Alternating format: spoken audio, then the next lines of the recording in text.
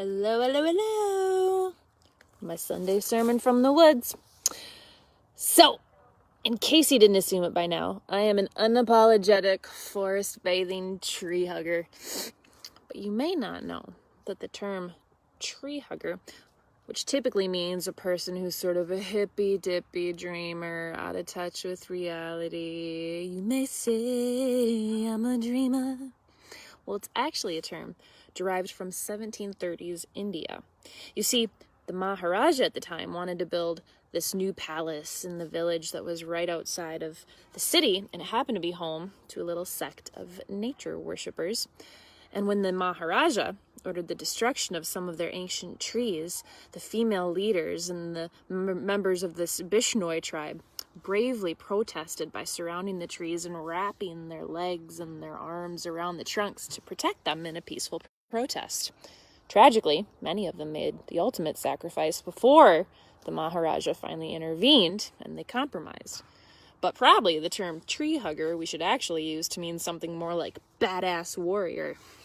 Fast forward to early 1900s America, a time when our country lived in deep fear of foreign invasion and foreign species. David Fairchild, food explorer at the time, working for the U.S. government. He's working to bring in different fruits and plants to the U.S., peaches and mangoes and avocados, and people are like, imagine that, hipsters, an America without avocados.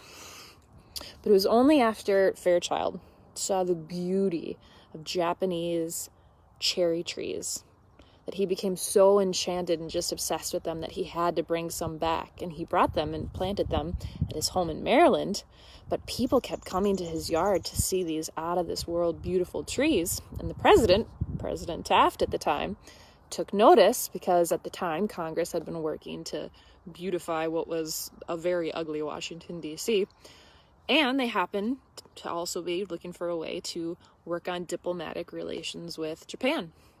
So thousands of these Japanese cherry blossom trees were ordered, and the rest is history. Imagine that. Trees are better at diplomacy than humans. So forest bathing, as we affectionately refer to it as hippies or tree huggers, is this activity that's been practiced by countless authors and poets and entrepreneurs and artists over the centuries. Tree time can be immensely creative and grounding when we feel stuck or stressed. It engages almost all of the senses except taste. Maybe don't lick your trees, at least not when the neighbors are looking.